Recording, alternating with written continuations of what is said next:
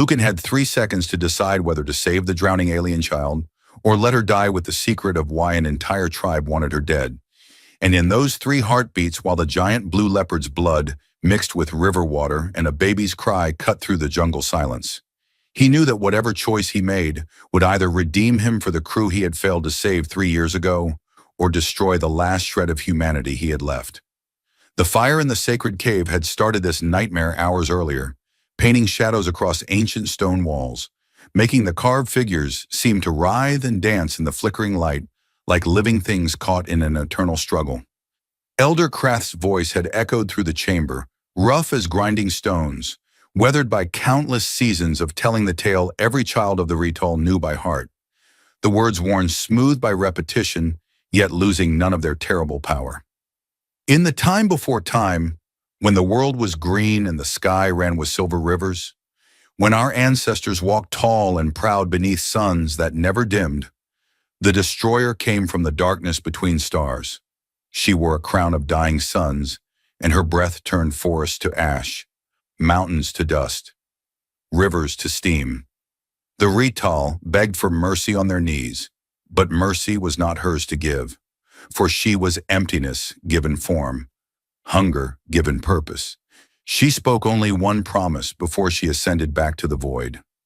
When the black sun rises and a child is born beneath its shadow, marked with the sign of ending, the cycle of ruin will begin again, and this time, nothing will remain to remember what once was. The cave fell into a silence so complete that the crackling of the fire seemed loud as thunder. Antair stood at the cave's mouth, watching the sky with eyes that had not known rest in 3 days. His indigo skin seemed almost black in the dying light, the white clay markings on his face stark as bone against his flesh, each line representing a battle won, an enemy fallen, a decision that had shaped the fate of his people. Behind him, the tribe waited in terrible silence, their bodies tense with anticipation and dread. In the center of the chamber, wrapped in blood-stained leather that had once been the ceremonial wrap of his own firstborn, the newborn infant girl named Naya lay on the stone altar, her small chest rising and falling with each innocent breath.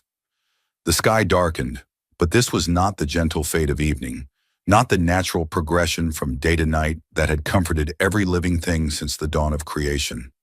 This was something wrong, something that made the blood run cold in the veins and the heart clench with primal terror. The sun, their life-giver, their constant companion, began to dim as the massive moon giant slid across its face with terrible inevitability. The black sun had returned. It had been 2 generations since the last eclipse, and the stories told of that time spoke of madness, of animals that attacked without provocation, of plants that withered in hours, of a darkness that had nearly destroyed what little remained of the Rital civilization. Antair's hands trembled as he raised the ceremonial blade, a shard of volcanic glass that had ended the lives of 100 enemies in battle, each death a necessity, each killing a protection of his people. The blade caught the firelight, seeming to burn with its own internal fire. "Forgive me, little one," he whispered, his voice breaking despite his efforts to remain strong. "Your death saves thousands. It must. It has to mean something." Then Arion moved with speed that defied his massive size. The great leopard had been lying beside Antair's throne since the moment of the child's birth, as silent and still as carved stone, his presence a benediction and a promise of protection. The beast was magnificent, a creature from legend made flesh, his fur the deep blue of twilight water where it met the horizon, marked with rosettes of darker navy that seemed to shift and flow like liquid shadows. He was more than a pet, more than a guardian, more than even a companion. He was a spirit keeper, a creature of ancient power that appeared only once in a generation to choose those worthy to lead, and his choice was considered as infallible as the rising of the sun. For Arion to have chosen Antair had been the tribe's greatest pride, a sign that the gods themselves approved of their chief's wisdom and strength. But now Arion lunged forward with a roar that shook dust from the cave ceiling and sent small stones tumbling from their ancient resting places. His massive jaws closed around the leather bundle with surprising gentleness, careful despite their power not to harm the fragile life within. and he wheeled toward the cave entrance with the liquid grace of flowing water. Warriors scrambled to block his path, spears raised high, their training overcoming their shock. But the leopard was faster than thought, more powerful than any single warrior. He crashed through them like a blue avalanche of fur and fury, sending bodies tumbling like dried leaves in a storm wind. Shouts erupted in a cacophony of confusion and fear. Someone screamed an order that was lost in the chaos. A spear flew wide, embedding itself in the cave wall with a crack of splintering stone. Anter's blade clattered to the stone floor, the sound seeming to echo forever in the sudden emptiness. "Stop him!" the chief roared, his voice raw with desperation and disbelief. But Arian was already gone, vanishing into the darkening jungle with the child clenched carefully in his jaws, leaving behind only confusion and the terrible knowledge that everything had changed. 3 years of rain that fell like the tears of forgotten gods. 3 years of solitude that pressed in from all sides like a physical weight. 3 years of talking to ghosts that refused to stay buried. Lucan's hands moved through the familiar routine of checking his traps in the suffocating humidity of the jungle morning, his mind elsewhere, lost in memories that played on an endless loop behind his eyes. It was always elsewhere these days, trapped in the moment of the crash, the screaming of tearing metal, the desperate gasps of his dying crew. The snare near the big strangler tree held a lizard thing with too many legs and iridescent scales that shifted colors in the dappled sunlight filtering through the canopy. Good protein, enough to last him 2 days if he rationed it properly. He had learned early, through painful trial and error that had nearly killed him more than once, that most creatures on Selenar were edible if you cooked them long enough, if you removed the right organs, if you said the right prayers to gods you no longer believed in. The plant snares were empty today, but that was acceptable. He had enough dried root vegetables to last another week, maybe 2 if he stretched them, if he ignored the gnawing hunger that had become his constant companion. He straightened slowly, feeling the pull of scar tissue along his ribs, where a falling beam had nearly impaled him during the crash, the pain a daily reminder of how close he had come to joining his crew in death. The gravity here was heavier than Earth standard, just enough to make every movement a little harder, every day a little more exhausting, every night a struggle to find the energy to face another dawn. His clothes were a patchwork of his old flight suit, once pristine white and blue with the colony expedition insignia proudly displayed, and animal hides that he had cured himself through methods learned from desperation and ancient survival manuals stored in his dying datapad. Everything was held together with vine fiber and stubborn refusal to die, to give in, to let the jungle claim him as it had claimed so many others. Above the thick canopy, impossibly far away in a sky that might as well have been another universe, a contrail split the blue expanse like a knife wound. Another ship, passing high above in the orbital lanes that connected civilized worlds, carrying people who slept in real beds and ate real food and never had to wonder if today would be the day the jungle finally killed them. Too high to signal with his dead emergency beacon, too high to see one crash pilot on a forgotten world that appeared on no star charts, too high to care. Lucan watched it fade into the haze, felt the familiar hollow ache spreading through his chest like poison, and forced it down with the practiced ease of long habit. Feeling nothing was easier than feeling everything. "Move your sorry behind, Daniel," he muttered, using the name of his dead co-pilot, a young woman who had trusted him to keep her safe and had died screaming his name. Sometimes he assigned the voices in his head to specific people from his lost crew. It made the silence less complete, less overwhelming, less likely to drive him into the gibbering madness that lurked at the edges of his consciousness. Check the water cache near the red rocks, then back to the cave before the afternoon rains hit. Storm's coming, and you know how bad it gets. The jungle agreed with his assessment, the thick air growing heavier and more oppressive, charged with the promise of rain and lightning, and the kind of downpour that could strip flesh from bone if you were caught exposed. The trees here were strange and beautiful and terrible. Massive things with bark that wept sticky amber resin that hardened into something like glass, and leaves broad as shields that rustled with sounds almost like whispered conversations. At night they glowed with a soft violet light that had stopped surprising him years ago. Just another alien wonder in a world full of them. Everything here was just a little wrong, a little alien, a constant reminder that Earth was impossibly far away, that home was a concept that had lost all meaning, that he was utterly and completely alone. He was heading back to his cave, moving with the careful silence of long practice through undergrowth that could hide a dozen different ways to die, when he heard it. A sound that did not belong to any of the hundreds of jungle noises he had learned to identify through painful experience. It was a growl, low and pained and desperate, mixed with something else that made his combat-trained instincts scream warnings. Splashing, the sound of something heavy thrashing in water, the sound of something dying. Lucan's hand went to the machete at his belt, a blade he had hammered out from a piece of his ship's hull plating over weeks of patient work. The edge honed to razor sharpness against stones from the river. The weapon had saved his life more times than he could count. The river was close, just beyond the next ridge, its constant roar a familiar backdrop to his existence. He told himself to walk away, to ignore it, to remember that curiosity had killed better men than him. Whatever was happening was not his problem. On Selenar, curiosity got you killed quickly and painfully.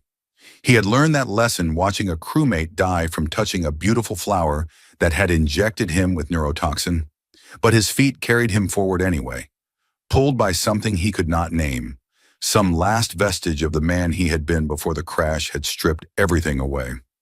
The river was running fast and angry, swollen with the rains that had hammered the highlands for the past week, churning brown and white with foam and debris. At first, Lucan saw nothing but the chaotic water. Then movement caught his eye near the far bank, something blue struggling in the shallows, something that should not exist. He blinked hard, processed what he was seeing with a brain that refused to accept it, felt his heart kick hard against his ribs, like it was trying to escape his chest. The leopard was enormous, easily the size of an earth grizzly bear, possibly larger, with fur the color of deep ocean water at twilight. But it was not the size that froze Lucan in place, rooting him to the muddy bank like a statue. It was the arrows. 3 of them, feathered shafts jutting from the creature's shoulder and flank at angles that spoke of desperate battle, dark blood matting the beautiful blue fur and dripping into the river water. The leopard was dragging itself onto the muddy bank with the last reserves of its strength and clenched carefully in its massive jaws. Held with the gentleness of a mother carrying her kitten was a leather bundle wrapped tight against the elements. Lucan started moving without conscious thought, combat training overriding common sense, half sliding down the embankment in a shower of loose earth and stones, splashing into the shallows with water soaking through his worn boots. The leopard collapsed as he approached, its massive sides heaving with labored breaths that whistled through what might be punctured lungs. Yellow eyes, bright and intelligent, and filled with an emotion that transcended species, locked onto his with desperate intensity. They were not animal eyes, not the blank stare of a beast driven by instinct. There was something more there, something that made the hair on the back of Lucan's neck stand up with recognition of another thinking, feeling being. The leopard lowered its great head with obvious effort, placing the bundle gently on the ground as if it were made of the most fragile glass. From within the blood-stained leather, moving with the uncoordinated motions of new life, a tiny blue hand emerged into the dying light. "Oh, hell and damnation," Lucan breathed, the words coming out as barely more than a whisper of shock and disbelief. He knelt beside the bundle, his hands shaking like leaves in a storm wind, as he pulled back the leather with fingers that felt numb and clumsy. A baby, an alien baby, but a baby nonetheless, with all the helpless vulnerability that implied. Her skin was a lighter blue than any of the natives he had glimpsed from a distance during his years of hiding, almost azure like a clear summer sky. Her eyes, when they opened to study him with the eternal wisdom that all infants seem to possess, were black as the space between stars, reflecting the dimming light with an inner luminescence. She did not cry like a human infant would have cried. Instead, she made a sound like a bird's trill, soft and questioning and heartbreakingly innocent. The leopard's breathing was growing more labored with each passing second, each breath a visible struggle. The arrows had to come out soon or infection would set in. And even if Lucan pulled them, the creature might bleed out in seconds, painting the riverbank with its life's blood. And if he did nothing, death would come regardless, just slower and more agonizing. "This is not my fight," Lucan said aloud, but the words felt hollow even as he spoke them into the humid air. "I do not know you. I do not know what you did or why they are hunting you. This is not my war to fight." The leopard shifted with visible effort, draping one massive paw over the child with the last of its strength, protecting her even in its dying moments, even with death breathing down its neck, even when it would be so much easier to simply let go. Lucan thought of his crew and felt the familiar guilt twist like a knife in his guts. Thought of Daniels, who had bled out in the crash while Lucan worked frantically to seal the hull breach with hands that could not move fast enough. Thought of Captain Morrison, who had died of infection 3 days later despite everything Lucan had tried, every desperate measure, every prayer to gods who refused to listen. Thought of Engineer Chen, who had survived a week before succumbing to injuries that Lucan's limited medical knowledge could not treat. Thought of every person he had failed to save, every face that haunted his dreams, every voice that whispered accusations in the dark hours before dawn.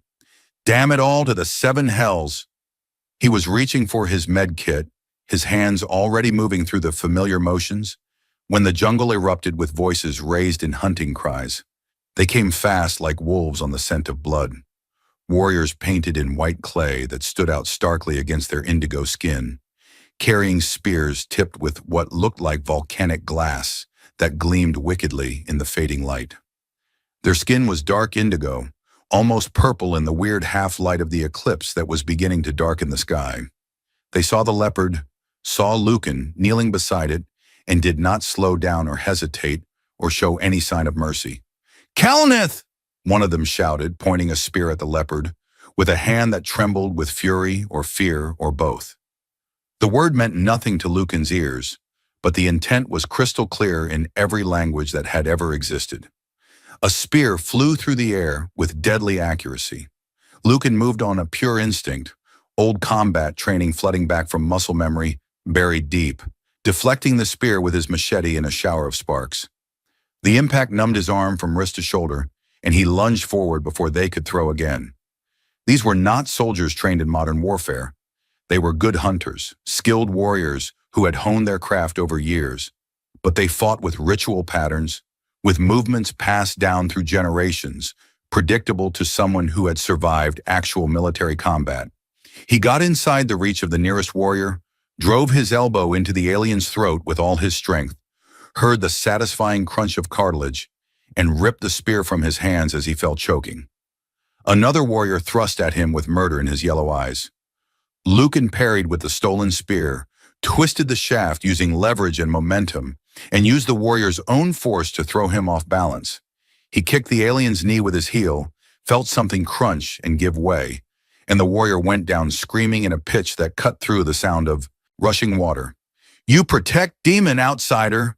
The third warrior spoke in broken universal trade tongue, his yellow eyes wild with fanaticism or terror.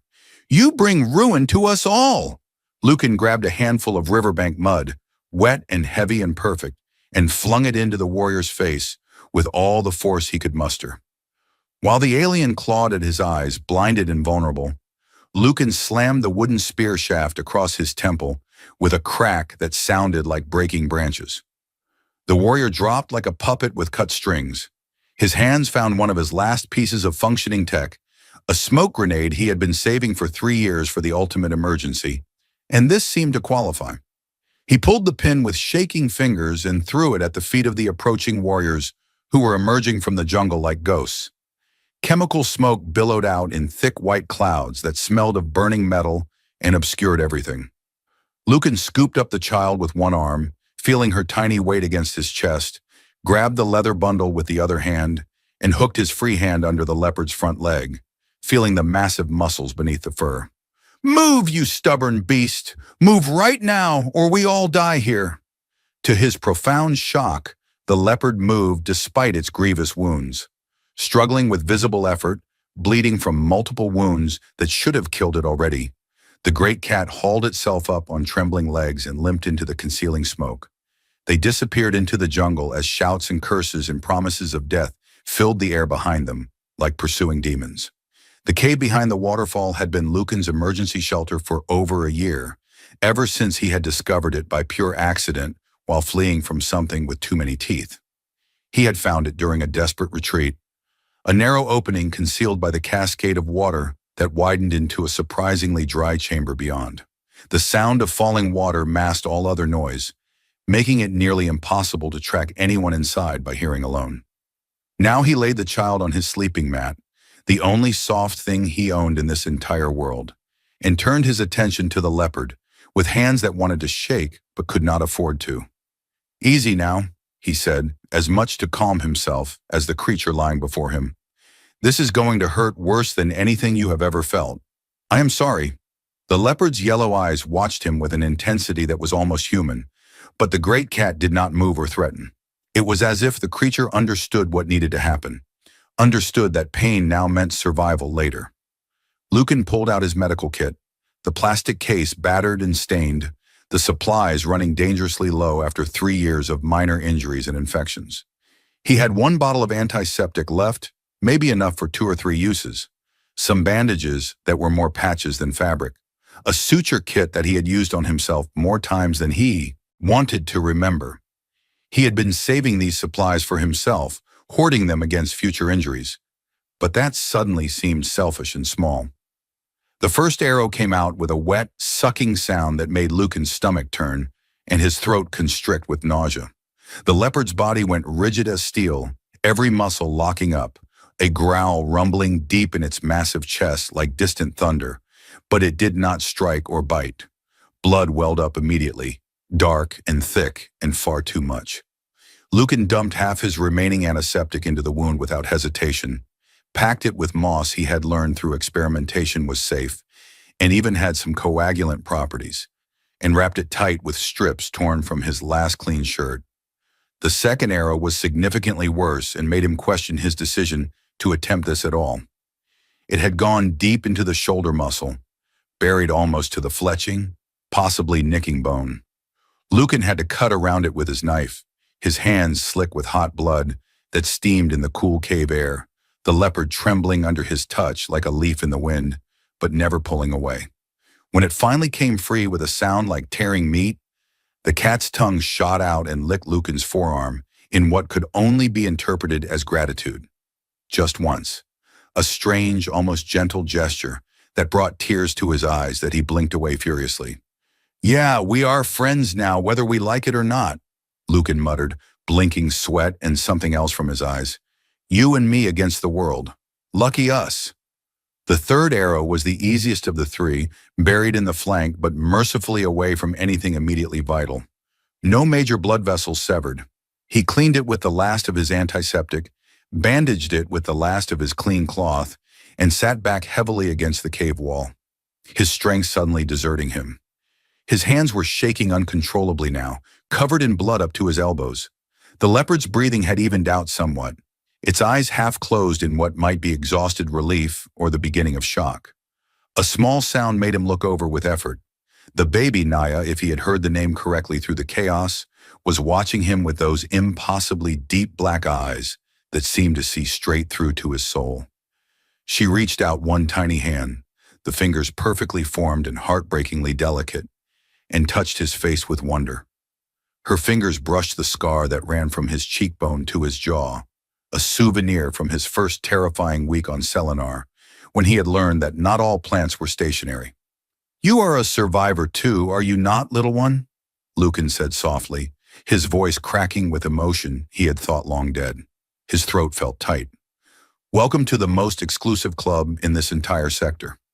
Membership benefits include constant danger and questionable life choices." The baby made that bird-like trill again, a sound of contentment or curiosity or simple acknowledgement of his presence, and despite everything that had happened, despite the blood and violence and fear, Lucan smiled for the first time in longer than he could remember. It felt strange on his face, like wearing clothes that no longer fit properly, muscles unused to the expression of joy. Outside the cave, The storm broke with tropical fury that seemed to shake the very stones. Rain hammered the jungle with violence, and the waterfall's roar grew louder until it was almost deafening. Inside the cave, lit by the small fire he carefully tended, a man, a leopard, and an alien child huddled together against the darkness. It was not much in the grand scheme of the universe, but for the first time in 3 long years of solitude and survivor's guilt, Lucan was not alone with his ghosts. Morning came with the smell of wet earth and growing things, and the calls of creatures Lucan had never learned to name, despite his years in the jungle. He woke with a violent start, hand going for his machete in pure reflex, before memory reasserted itself and he remembered the previous day's events. The leopard was still there, alive against all odds, lying near the cave entrance like a massive guard dog, watching the jungle beyond with alert yellow eyes. The baby was tucked against Lucan's side, warm and breathing slow and deep, her small chest rising and falling in the peaceful rhythm of innocent sleep. He carefully extracted himself from the tangle of limbs and blankets, every muscle in his body protesting the movement, and checked the leopard's bandages with gentle hands. The bleeding had stopped completely, which seemed almost impossible given the severity of the wounds. The cat's yellow eyes tracked his movements with intelligence that continued to unnerve him, but the creature did not stir otherwise, conserving its strength. Lucan gave it water from his precious canteen, watched it lap the liquid carefully with a tongue that seemed impossibly large, then found some of his dried meat and offered it hesitantly. The leopard ate the tough jerky delicately, almost daintily despite its fearsome teeth, and Lucan wondered if the creature understood that he was trying to help, that they were allies now in whatever struggle was unfolding. The baby was another problem entirely, one he had no training or experience to handle. Lucan had no idea what alien infants required nutritionally. He tried giving her water, which she accepted eagerly, her small mouth working efficiently. He mashed up some of the sweeter roots he had stored, making them as soft as he could, and she seemed to like those too, making small happy sounds that tugged at something deep in his chest that he had thought was dead and buried with his crew. He was checking his snares near the cave, moving carefully through the undergrowth, when he felt eyes on him with the certainty of long-honed survival instincts. She stood at the edge of the clearing like an apparition, a warrior woman with indigo, skin that seemed to drink in the morning light, and white clay markings that covered half her face in intricate patterns that told stories he could not read. Her eyes were the same predatory yellow as the leopard's, bright and sharp and missing nothing. She held a long knife, the blade made of black glass that caught the light like captured darkness, but she had not raised it in an obvious threat. Lucan's hand was on his machete before conscious thought, adrenaline flooding his system. If you are here to kill the child, you are going to have to go through me, and I promise you that will not be as easy as you think. The woman's expression was carefully neutral, controlled, but he saw something flicker in those yellow eyes. Doubt, perhaps, or pain. Aryan is sacred to our people, she said in trade tongue, her accent thick but her words clear and measured. He choose chiefs. He choose those worthy to lead, that he protect the cursed one instead of obeying the will of the tribe. This break our entire world, everything we believe. Maybe your world needs breaking. You not understand the full picture. The prophecy speaks of destruction and death. The old text, I understand you were going to murder an innocent baby because of superstitious fear. The woman flinched as if struck, her hand tightening on her knife until her knuckles showed paler blue through her skin, but Lucan saw the tremor in her fingers that spoke of inner turmoil. I am called Sarah, she said finally, taking a small step forward. I track you since yesterday. I could have attack while you sleep, but I not attack. I need to see with my own eyes. See what exactly? If gods truly speak through Aryan's choices, or if we all become nothing more than killers driven by fear of shadows. She took another step closer, and Lucan tensed, ready to draw his weapon, but she deliberately lowered her knife in a gesture of peace. I lose my own child 2 cycles of the moon ago. The sickness take her when the moon was full and red. I watch her die in my arms, and I could do nothing to save her. I sing her death song and place her in the earth. When Antair say we must kill Naya for the good of the tribe, Something deep inside me, it break like pottery dropped on stone. There was raw pain in her voice, the kind that came from wounds that never properly healed, that stayed open and bleeding long after the physical scars faded. Lucan knew that pain with intimate familiarity, carried his own version of it like a second skin. "Give me child now," Sarah said, but her voice lacked conviction. "I take her to Antair. He promised he'd let you and Arian live if you cooperate. You can go free. Walk away from this place. This not your war to fight." "That is exactly what I told myself yesterday when I found them," Lucan said, surprised by his own honesty. The words did not stick then either. He looked back at the cave, where through the waterfall's misty veil he could see the leopards, massive shape watching them. "Look at her yourself if you doubt. Really look at her with your own eyes and your own heart, not through the lens of fear and prophecy. Then tell me what you truly see." Sarah hesitated for a long moment, her body language speaking of internal conflict, then moved slowly to the cave entrance like someone walking to their own execution. Lucan followed close behind, his hand still ready to grab his weapon if this proved to be an elaborate trap. Inside the cave, Naya was awake, making soft sounds to herself, exploring her own fingers with the fascination that only infants could muster for the simplest things.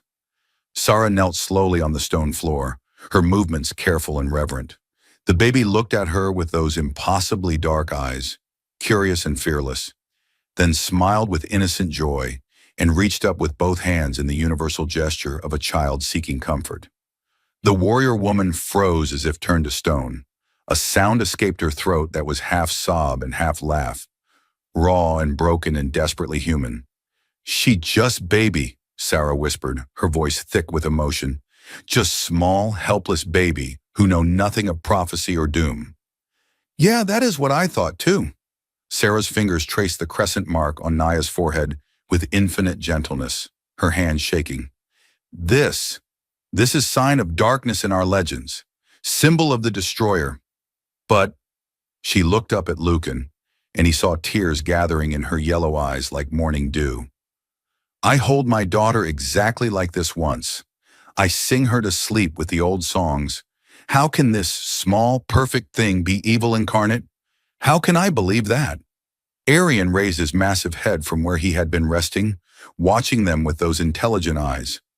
After a moment of consideration, the leopard made a sound, a low rumble that was not quite a growl and not quite a purr. It sounded almost like approval, like permission granted. Sarah stood slowly, her eyes wet, tears leaving clean tracks down her painted face. "I give you food that will last 3 days if you ration it. Enough for all 3 of you. There is old path, rarely used, through the weeping trees to the east. Antair not find you there easily. The ground in that place, She searched for the right words in the trade tongue. "It eats sound like hungry beast. Trackers cannot follow your trail there. Why help us at all? Why not just take the child and earn your chief's favor? Because maybe gods are wrong about this. Maybe we are all wrong, blinded by fear of what might be rather than seeing what is." She pulled a pouch from her belt, heavy with supplies, and dropped it at Lucan's feet with a thud. Inside was dried meat, some kind of hard travel bread that would keep for weeks, and bundles of herbs that smelled medicinal. "Go fast and do not stop. When Antair learned that I was here and did nothing to capture you, when he discover I let you escape, he will kill me without hesitation. But first he will burn the entire forest to find you. He is consumed by his fear. Come with us then. You do not have to die for his madness." Sarah shook her head firmly. "My place is with my tribe, with my people. I stay behind. I maybe change some minds over time. Plant seeds of doubt in fertile ground. Buy you the time you need to escape. Some things are worth dying for." She looked at Naya one more time, her expression a mixture of sorrow and hope. "Keep her safe, Skyman. Maybe she not the destroyer of legend. Maybe she is something else entirely, something better than we deserve."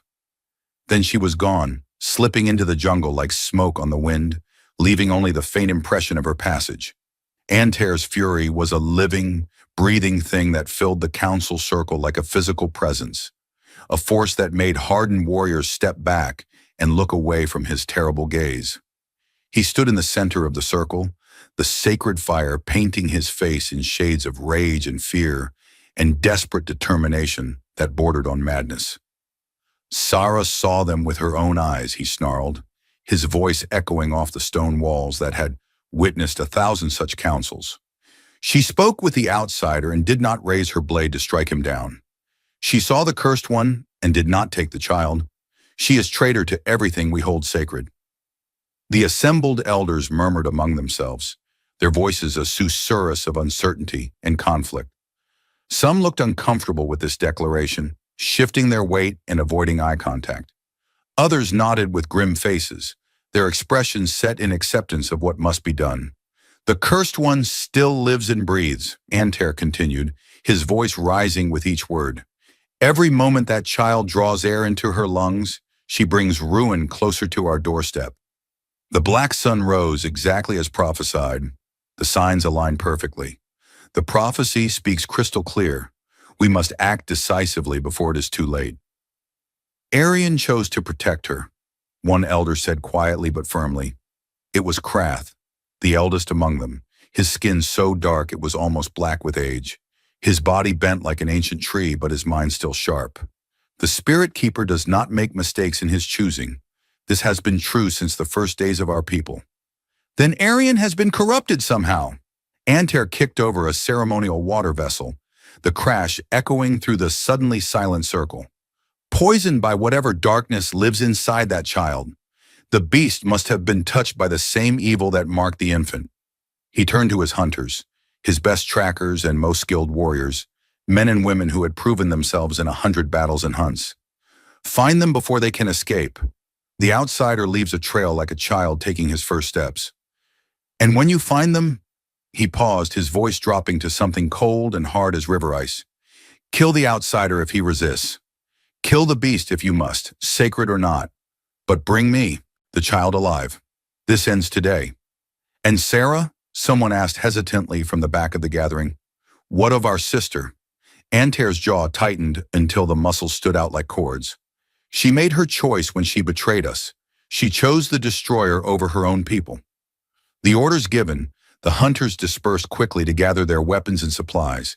Antair stood alone in the council circle, staring into the flames that danced and flickered, seeing visions in their depths that no one else could see. He was not a cruel man by nature, he told himself again and again. He was not a monster. He was simply a man doing what absolutely must be done to save his people. The ruins in the deep jungle spoke with silent voices of a civilization that had ignored the warnings, that had let the cursed one live. They died horribly, all of them. Every man, woman, and child turned to ash. He would not let history repeat its terrible cycle, no matter the cost to his soul, even if it meant killing children, even if it meant becoming the very thing he feared. They moved through the weeping trees with as much speed as the terrain and Ariane's injuries would allow, and Lucan understood immediately why Sarah had sent them this way with such urgency. The trees here were truly massive, ancient giants with trunks easily 30 feet across, bark thick as armor plating, and they wept indeed, just as their name suggested.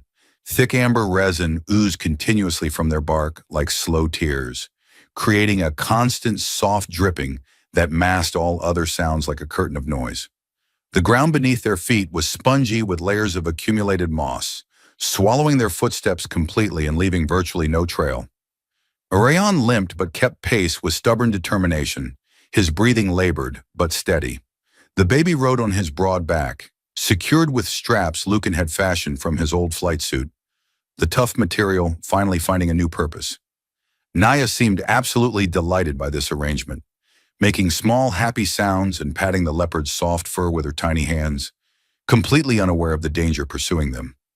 Good girl, Lucan murmured, his voice soft.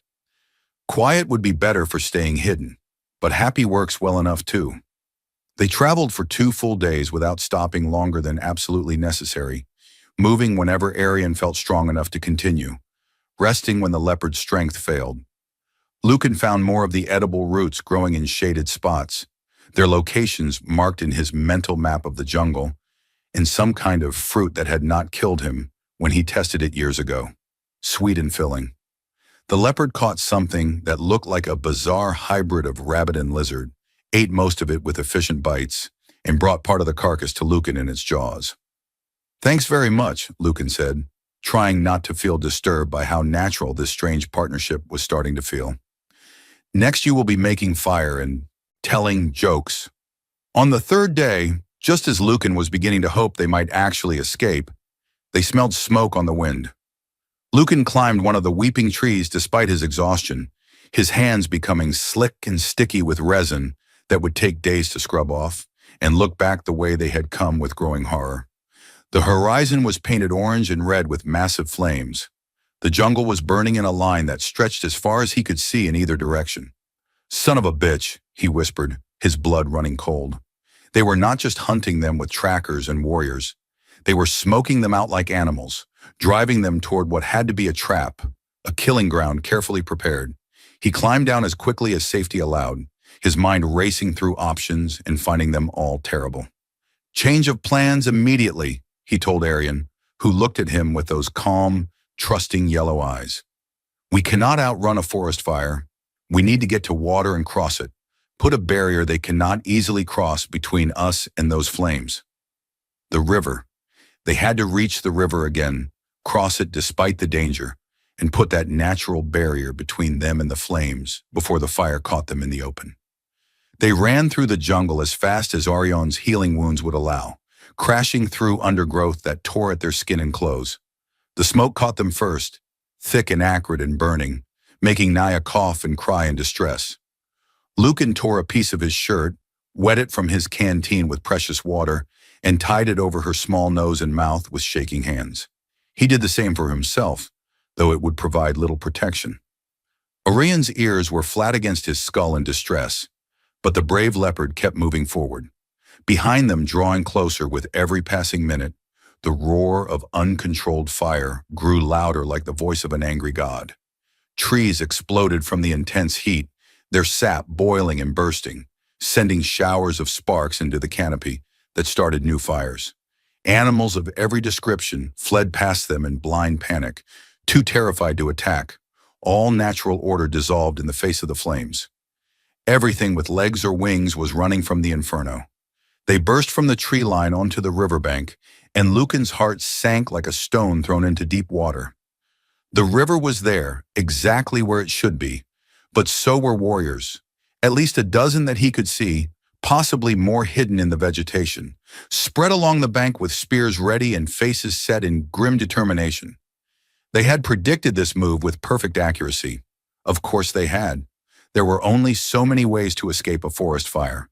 And standing at their center, her hands bound tight with rough rope, her face bruised and bloody from what must have been a brutal interrogation, was Sara. Antair stepped forward from the line of warriors, his white clay markings stark against his indigo skin in the firelight. That was growing brighter behind them. "You bring destruction wherever you walk, Sky Man. You protect the living end of all things." Lucan drew his machete with a sound of steel on leather, his mind racing through impossible scenarios. "The only destruction I see with my own eyes is the one you are causing with your blind fear. Give me the child now. I give you Sara in exchange. She lives despite her betrayal.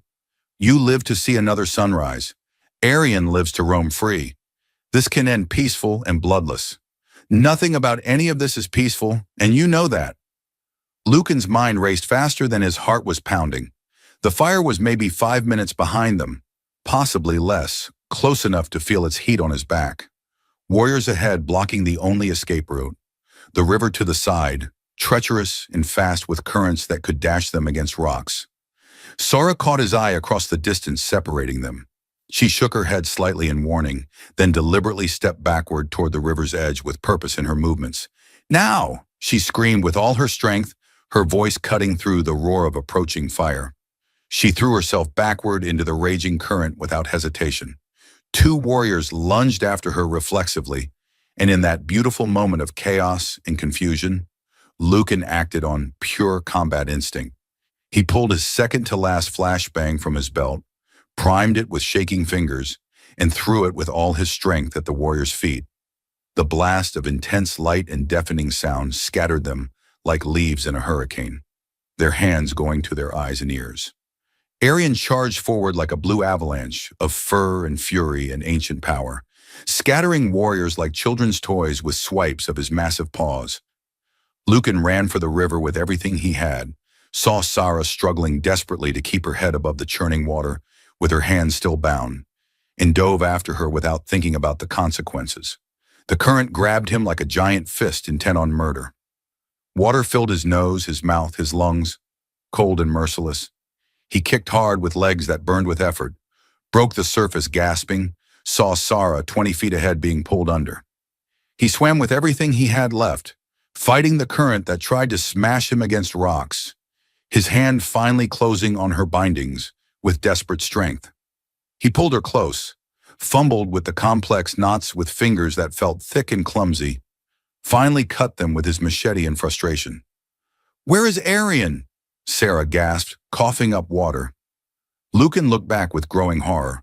The leopard was still on the bank, Naya miraculously still strapped to his back, surrounded by recovering warriors who were closing in with murder in their yellow eyes. Antair was shouting orders that were lost in the chaos. Then Arion jumped with the grace and power of his kind, a blue streak of courage and loyalty. The leopard hit the water, like a living torpedo, his powerful legs churning against the current, his massive head held high to keep Naya above the surface. The current took him too, dragging him downstream, but he fought it with savage determination that defied nature itself. Naya clung to the straps with tiny hands, her eyes wide with terror, but her small mouth clamped shut. They were swept downstream together, away from the warriors in the fire, through rapids that smashed them brutally against rocks and left them bruised and bleeding, under waterfalls that pounded the breath from their lungs with the force of falling hammers. Lucan lost all track of time and distance. Everything became water and survival and pain, and the desperate need to keep his head above the surface for just one more second. Finally, after what felt like hours but might have been only minutes, the river calmed its fury. They washed up on a mud bank on the far shore, gasping and bleeding, and bruised but miraculously alive. Lucan counted bodies with a mind that felt detached from his body. Sarah coughing up water but breathing. Arion, sides heaving but standing. Naya crying now but alive and apparently uninjured. All here. All alive. "We actually did it," he panted, hardly believing their luck. "We actually survived that." Arion growled low in his throat, a warning sound. The leopard was looking upstream with his body tense and ready, and Lucan felt his brief moment of relief evaporate. More warriors were coming along the riverbank, having followed their progress. This nightmare was far from over. The storm hit them with the fury that only tropical weather systems could muster, turning day into premature twilight in seconds. Rain fell in sheets so thick it was like standing under a waterfall, cold and relentless and punishing. They huddled together under a small overhang of rock that provided minimal shelter, all of them shivering violently. Arion curled his massive body around Naya with infinite care, creating a warm pocket of fur and body heat that kept the infant from the worst of the cold. Sarah and Lucan pressed close to the leopard's back, sharing what little warmth they could generate, their bodies pressed together out of pure necessity. "Your people are remarkably persistent in their desire to kill us," Lucan said through teeth that chattered uncontrollably, his whole body shaking. "Antair is consumed by his fear of what might happen," Sarah replied, her voice as shaky as his. "Fear make even good people do terrible, unforgivable things." "What exactly is he so afraid of? What does he think will happen if the baby lives?" "In the deep jungle, far from our village, there are ruins of the old ones. An entire city, dead for longer than our stories remember.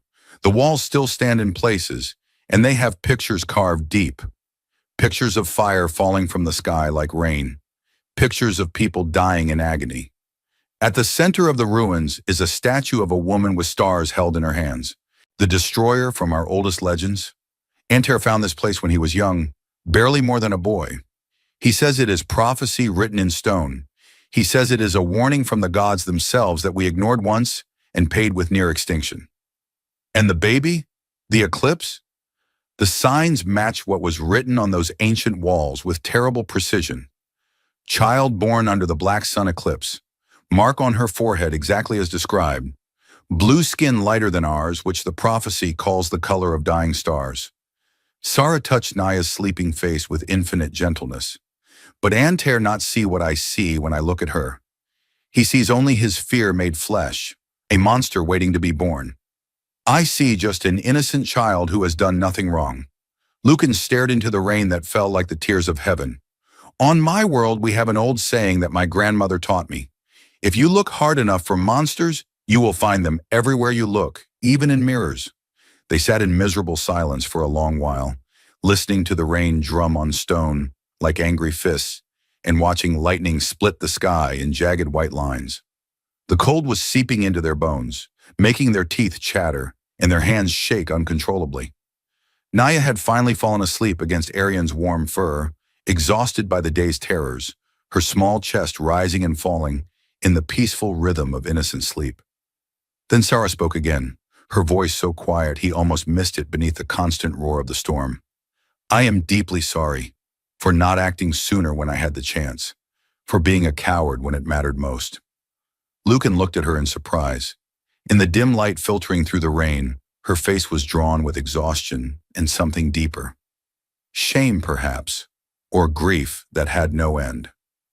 You are here now, risking everything, he said carefully. That is what truly matters in the end. No, Sarah shook her head, her wet hair clinging to her face. You not understand. I lost my daughter to sickness that I could not cure or prevent. Her name was Kira. She was everything good in this world. Her voice broke slightly. She had laughed like water over stones.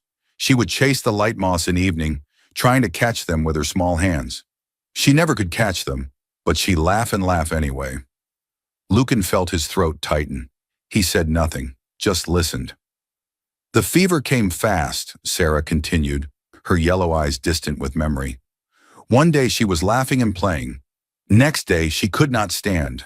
I held her for 3 days while the fever burned through her small body. I gave her every medicine we had. I prayed to every god I could name. Nothing helped.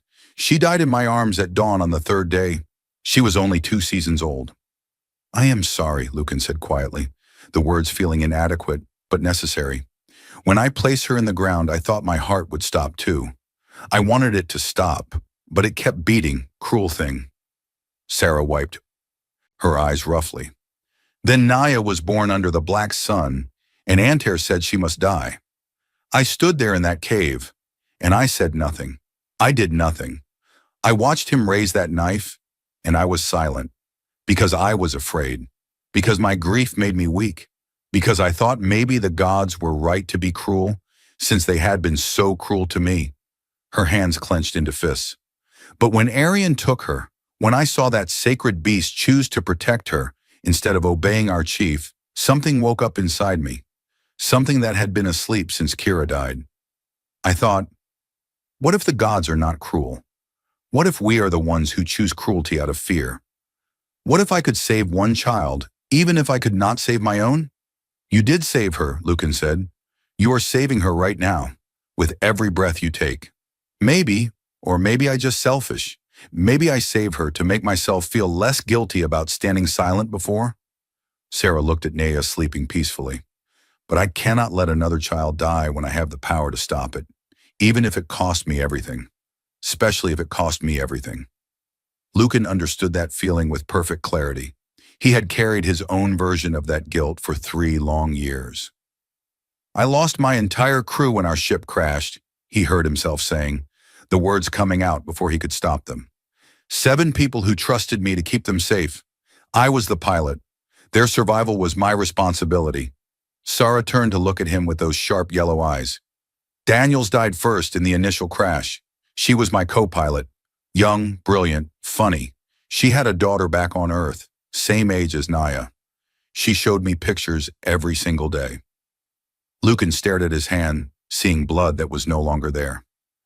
Captain Morrison lasted 3 days before infection took her.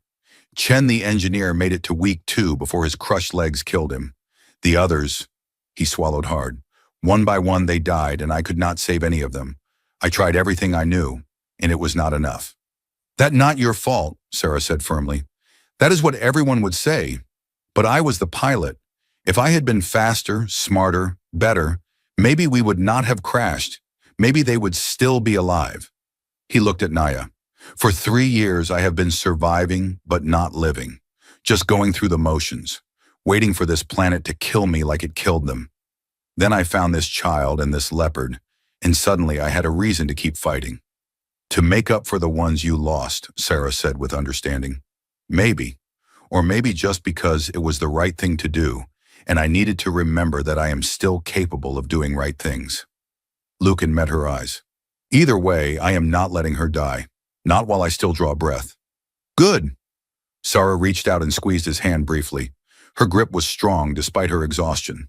Then we die well together, if we must die. But we die protecting innocence instead of destroying it. That is all we can hope for. The rain continued to fall, washing away the blood and the ash and the fear. Lightning illuminated their small shelter in brief flashes that made the world seem unreal, like they were caught in some fever dream. But they were warm enough, pressed together with Arian's massive body radiating heat. They were alive against all odds, and the child they protected slept peacefully, unaware of how many people were willing to die to give her a future. Tell me about your world, Sarah said after another long silence. Your Earth. What is it like? Lucan smiled despite everything. It has oceans bigger than you can imagine, blue water as far as the eye can see, with waves that crash against white sand beaches, and cities with buildings so tall they pierce the clouds. Millions of people living together, sometimes in harmony, sometimes in chaos. Sounds crowded, Sarah said, but he heard the curiosity in her voice. It is, but also beautiful in its own way. We have music and art and stories. We have families and friends. We fight and we love, and we dream of reaching the stars. He looked up at the rain-obscured sky. I took it all for granted before I came here. Thought I would see it again someday. Now I am not so sure. Maybe you will, Sarah said quietly. Or maybe you build something new here. Something worth staying for. Lucan looked at Naya, then at Sarah's tired but determined face, then at Arian's loyal presence. Maybe, he agreed softly. Maybe I will. I am deeply sorry for not acting sooner when I had the chance, for being a coward when it mattered most. You are here now, risking everything. That is what truly matters. I lost my daughter to sickness that I could not cure or prevent, but I could have fought to save another mother's child instead of standing silent. I chose fear over courage when it counted. That is worse than any sickness of the body. Lucan knew that guilt with intimate familiarity. He had carried his own version for 3 years, a constant weight on his shoulders. Maybe we all get one chance to make things right, to balance the scales. Sarah smiled sadly, her expression heartbreaking. Maybe so. I hope that is true. At dawn, when the storm finally broke and pale sunlight filtered through the clouds, Arian's ears pricked up with sudden alertness. The leopard rose smoothly to his feet, all traces of his earlier limp completely gone, as if he had never been injured. The wounds were healing with impossible speed, faster than any earth creature could manage. He padded to the overhang's edge on silent paws and looked north intently, toward a line of cliffs barely visible through the morning mist. What is he trying to tell us? Lucan asked, watching the leopard carefully. Arian looked back at him with those intelligent yellow eyes, then at the distant cliffs. Back to Lucan, back to the cliffs. The message was absolutely clear. He wants us to go there, Sarah said, understanding dawning on her face. To the ruins, to the old city where Antare's fears were born. Is it not monumentally stupid to go to the place where your chief got all his nightmare fuel? Yes, but maybe also where we find real answers instead of fear-driven interpretations. She gathered up Naya, who cooed and grabbed playfully at her hair. Antare will track us there regardless. He will want to end this at the place where his fear began, where the prophecy is written. It is fitting in his mind. Lucan checked his machete with hands that were steadier now, his remaining supplies that fit in a small pack. One flashbang left, his last technological advantage. Some rope that might be useful, his nearly empty medical kit. Not much to face down an entire tribe of fanatics driven by religious terror. But then again, he had survived 3 years on this hellish planet with even less.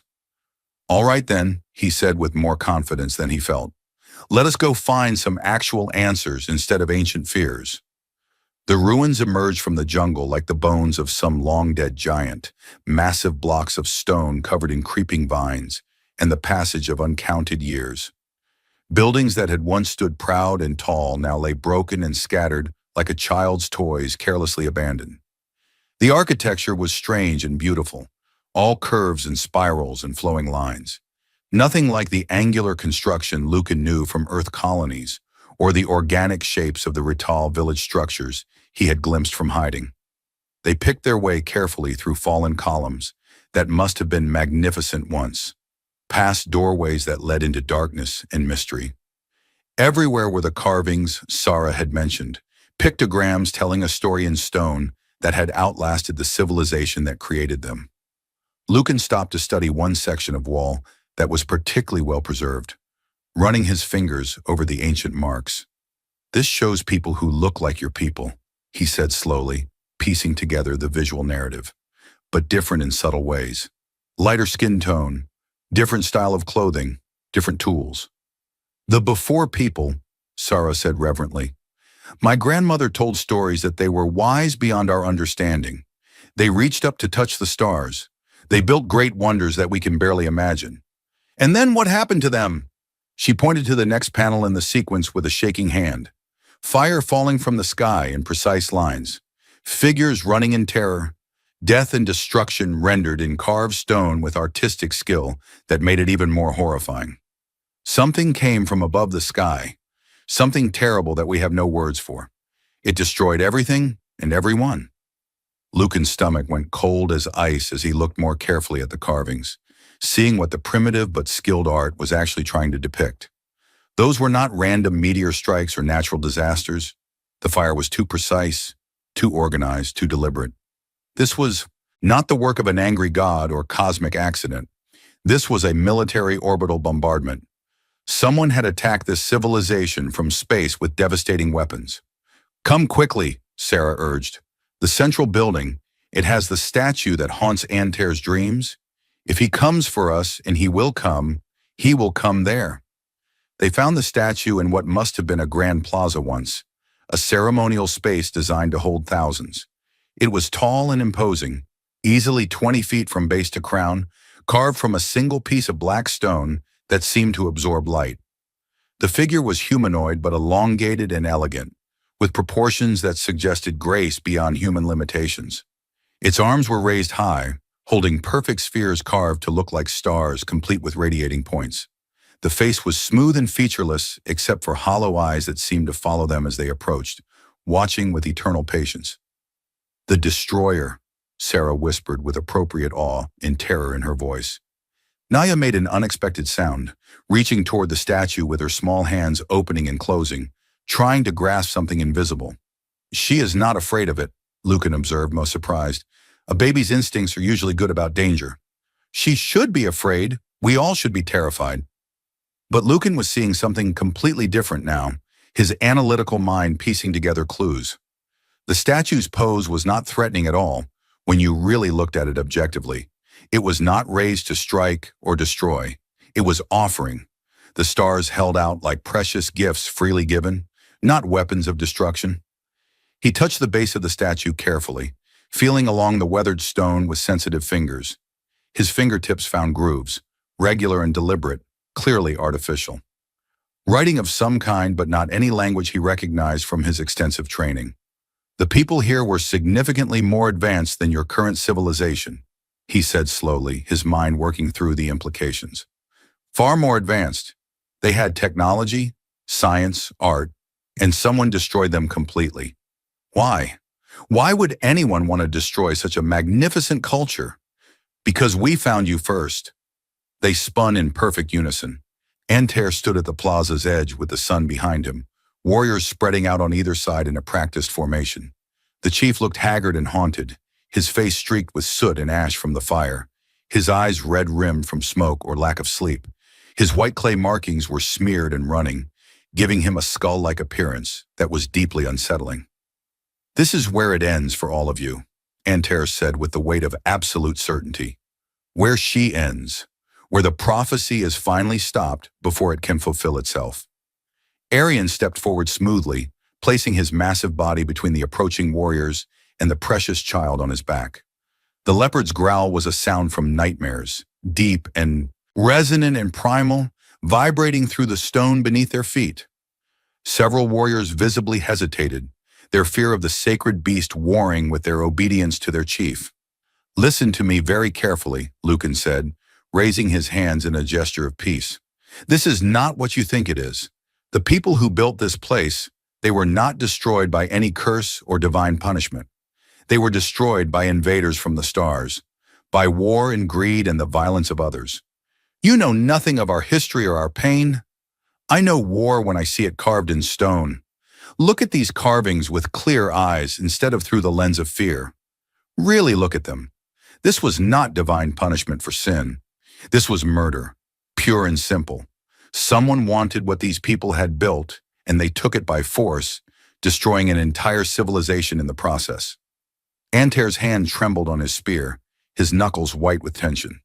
"The destroyer came when a child was born under the black sun eclipse. The ancient writings say this clearly. The signs aligned exactly. The writings are a warning, not a prophecy," Sarah interrupted with surprising force, stepping forward. "Not of a child bringing doom. A warning of what happens when we let fear rule our actions instead of wisdom." "Sarah, you betrayed your oath." "I was a coward, Antare, and I am ashamed." Sarah's voice rang across the plaza like a bell. "We all were cowards, every single one of us. We were ready to kill an innocent baby because we were afraid of ancient stories, because old fears make us blind to present truth." She held Naya up high so all could see. "Look at her! Really look at her with your hearts instead of your fears. She is completely innocent of any crime. She is doom incarnate. Then we create our own doom with our actions." Sarah's voice cracked with emotion. "We kill innocence. We destroy the sacred bond with Arian. We betray everything that makes us Rital, everything our ancestors fought to preserve. That is the real doom we should fear, brother." Antare's face twisted with pain and rage and desperate conviction. "You call me brother, but you stand against the entire tribe. I stand for what is right, even if I stand alone." The chief's spear came up fast, faster than Lucan expected from someone who looked so exhausted. He moved to intercept, but he was too far away, his wounded legs slowing him down, his body too slow. Sarah did not even flinch or try to dodge, just held Naya close to her chest with both arms, shielding the baby with her own body without hesitation, her face serene with acceptance. The spear flew through the air with deadly accuracy, a dark line against the sky.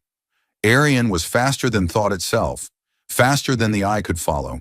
The leopard leaped with impossible grace, his massive blue body intercepting the spear in mid-flight like a guardian angel made flesh. The weapon struck his side with a sickening thud that echoed across the plaza, and the great cat crashed to the stone ground with a roar of pain and rage that echoed off the ancient walls and seemed to shake the very earth. Everything happened at once in an explosion of violence and chaos. Warriors charged forward with weapons raised high, their war cries filling the air. Lucan met them with his machete drawn, 3 years of survival instinct and decades of combat training taking over his body completely. He fought without thinking, moving on pure muscle memory. These were good fighters, skilled and brave, but he fought like a man with nothing left to lose. The first warrior thrust a spear at his chest. Lucan deflected it with his machete, stepped inside the man's guard, and drove his elbow into the alien's throat with crushing force. The warrior went down choking, clawing at his crushed windpipe. A second warrior came from his blind side with a stone axe raised high. Lucan spun, caught the descending wrist, twisted hard until something snapped with an audible crack, and kicked the alien's knee sideways. The warrior collapsed screaming. A knife slashed across his back, shallow but burning like fire. Lucan whirled and drove his machete into the attacker's shoulder, feeling the blade bite deep into muscle and bone. He ripped it free in a spray of dark blood and kept moving, always moving, because to stop was to die. Sarah was fighting too with surprising skill and ferocity, one-handed while protecting Naya with her other arm, using a knife she had taken from a fallen warrior. She moved like water, like wind, her blade finding gaps in defenses with surgical precision. A warrior lunged at her with a spear. She sidestepped smoothly, her knife opening his arm from elbow to wrist. Another came from behind. She sensed him somehow, dropped low, and swept his legs. As he fell, her knife found his thigh, cutting deep into the major artery. He would not rise again. But there were simply too many of them, an endless tide of bodies driven by fear and fanaticism that could not be stopped by skill or courage alone. Lucan saw it happening as if in slow motion. 3 warriors converged on Sarah from different angles, coordinating their attack with practiced efficiency. She could not defend against all of them while holding Naya. She knew it. He saw the acceptance in her yellow eyes as she made her choice. "Lucan!" she screamed, her voice cutting through the chaos. "Catch!" She threw Naya toward him with all her strength, the baby flying through the air in her leather wrapping. Lucan dropped his machete and caught her, tucking her against his chest and rolling to absorb the impact, his body curling around her protectively. The spears hit Sarah in that moment. One caught her in the side, driving deep between her ribs. Another pierced her shoulder from behind, the obsidian point emerging bloody from the front. A third struck her thigh, the impact driving her to her knees. She gasped, but made no other sound, did not scream or beg or curse. She just dropped to her hands and knees, still trying to protect the spot where Naya had been, her body forming a shield over empty air. "No!" Lucan screamed, his voice raw with rage and grief. He laid Naya gently on the ground behind a fallen column, then grabbed his machete and charged like a man possessed by demons. He fought his way towards Sarah through the press of bodies, leaving a trail of wounded and dying warriors in his wake. His machete was a silver blur, finding flesh again and again. Blood sprayed hot across his face. Someone's spear grazed his ribs. A stone axe caught his shoulder, tearing through cloth and skin. He barely felt any of it, driven by something beyond pain or fear. He reached Sarah just as she collapsed forward onto the ancient stones. Naya's cries filled the air, that bird-like trill now sounding like mourning or accusation or both. More warriors were coming, circling them, weapons ready. Antair pushed through the crowd, his face a mask of grim determination and something that might have been sorrow. "It ends now, just as it must," the chief said quietly. Lucan stood over Sarah's fallen body, with his machete dripping red, his chest heaving with exertion and emotion. "You will have to go through me first, and I promise that will cost you everything you have." They circled each other like predators in the shadow of the ancient statue, both breathing hard. Antair was skilled and fresh. Lucan was wounded and exhausted, but he had rage on his side, a fury that burned hotter than any fire. Antair struck first, his spear jabbing at Lucan's face. Lucan deflected it, feeling the impact jar his arm. The chief spun the spear, the butt end sweeping at his legs. Lucan jumped, barely clearing it, and slashed downward. His machete caught Antair's shoulder, opening a long cut that bled freely. The chief grimaced, but did not slow down. They traded blows in a deadly dance, weapons clashing with sharp reports. Lucan's machete against Antair's spear, offense against defense, fury against determination. Lucan took a shallow stab to his arm that burned like acid. Antair took a slash across his ribs that left his side bloody and wet. Neither man gave ground or showed weakness. "Why do you fight so hard for this cursed child?" Antair demanded between gasping breath, his voice ragged. "She is not your people or your responsibility or your concern. Because it is the right thing to do." Lucan parried a vicious thrust, stepped inside Antair's guard with practiced precision, their faces inches apart. "Because I am tired beyond measure of watching innocent people die for other people's fears and superstitions. You save one child now and damn thousands to death later. Or I save one innocent child and prove we are all better than our basest fears, that we can rise above ancient superstition and choose compassion over murder." Antair's spear came up fast. the obsidian point aimed at Lucan's heart.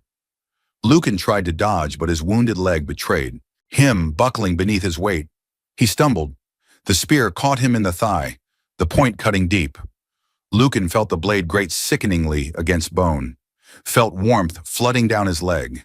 He fell hard, his machete skittering across the stone. The spear rose high for the killing blow that would end everything. The point aimed at his throat.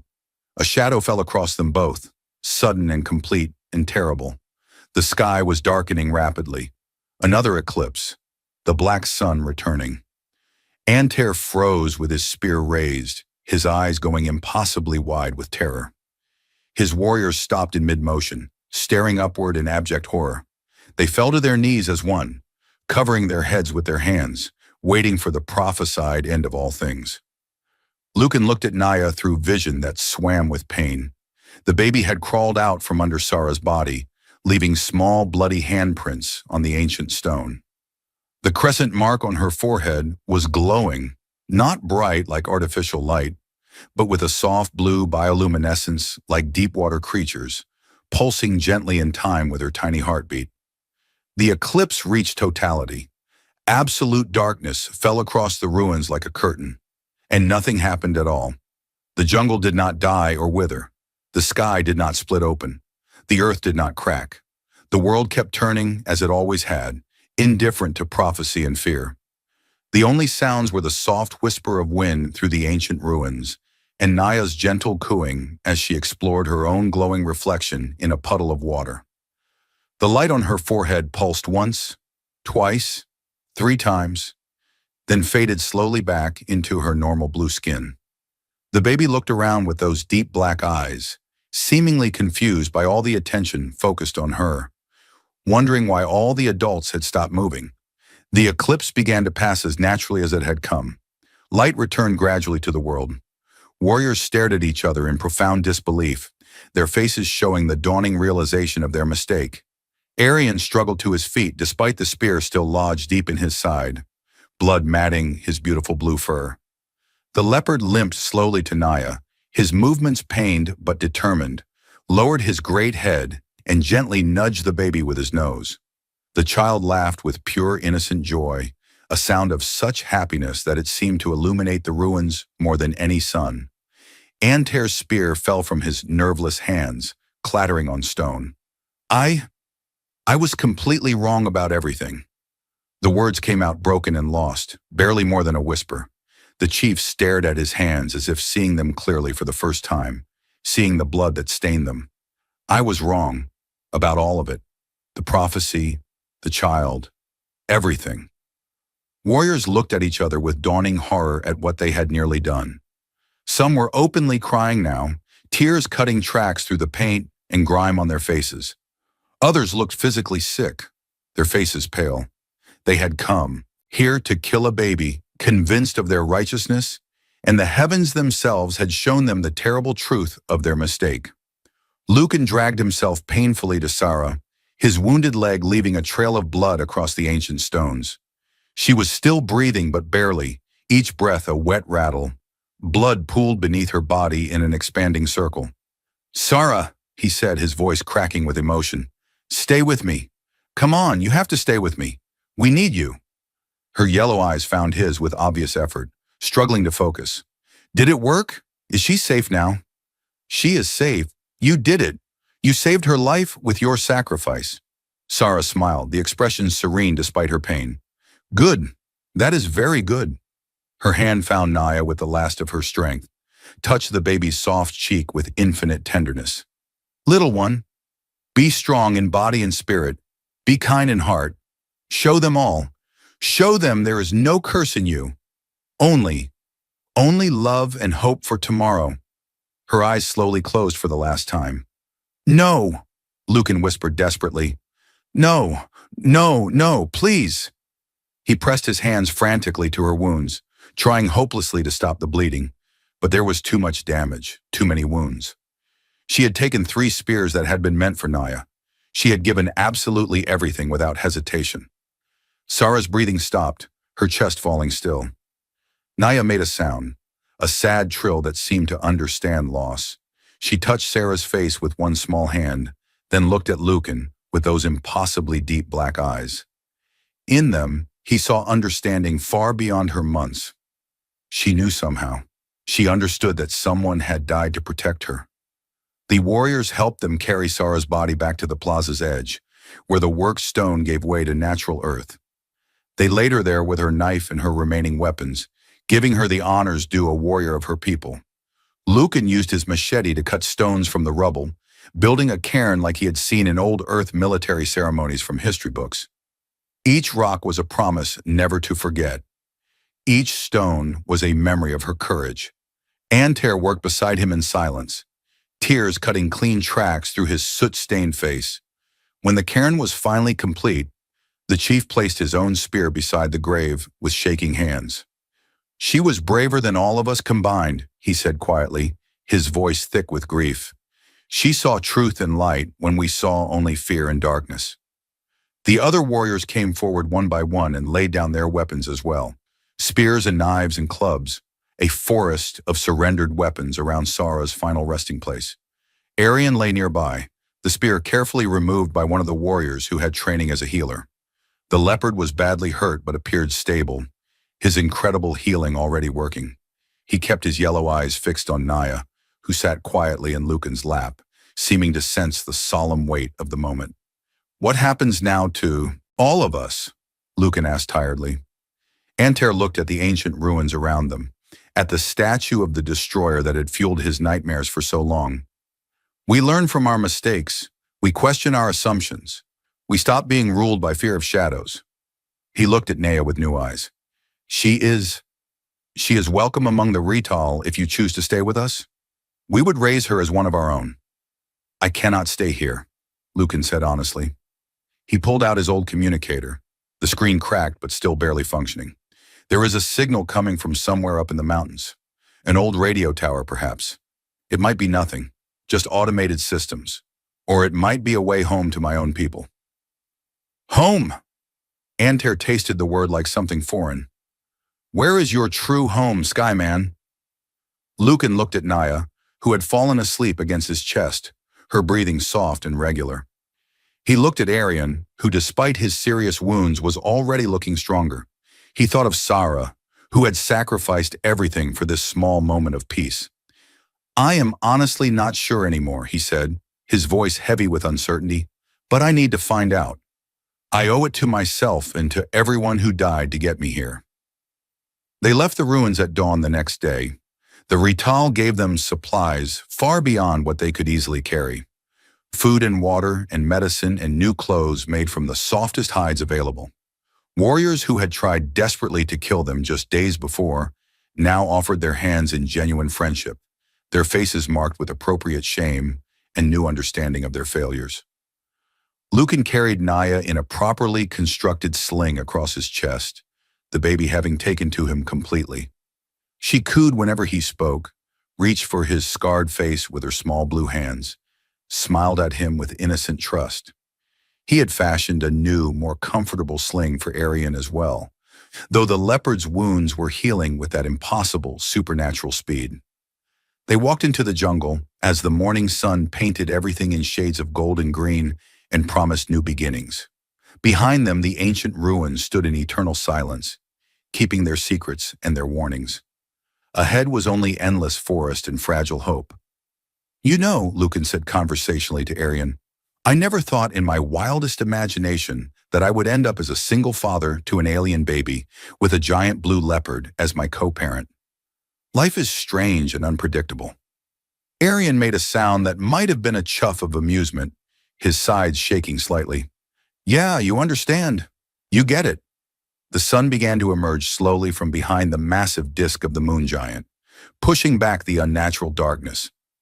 Light returned to the world in shades of gold and amber. Lucan stood beside Sarah's cairn for a long time, his hand resting on the topmost stone. Naya sat quietly in his arms, her small hand reaching toward the grave as if saying goodbye. The Rital warriors had dispersed, returning to their village with heavy hearts. Antair had gone with them, no longer a chief driven by conviction, but a broken man burdened by guilt. Arian stood nearby, fully healed now, his magnificent blue fur gleaming. The leopard watched Lucan with those intelligent yellow eyes, patient and steady. Lucan pulled out his old communicator. The device showed a faint signal from the distant mountains.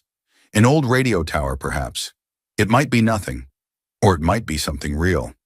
But looking at Naya, Lucan realized rescue could wait. He had something more important now. "Well then, little one," Lucan said, adjusting the sling that held Naya against his chest. "Time to go." He turned from the ruins and started walking. Arion fell into step beside him, the leopard's massive body moving with fluid grace. They headed into the jungle, into the green cathedral of trees and vines and 1,000 hidden dangers. The communicator in his pocket still showed that distant signal. Maybe they would reach it someday. Maybe not. Right now, survival mattered more than answers.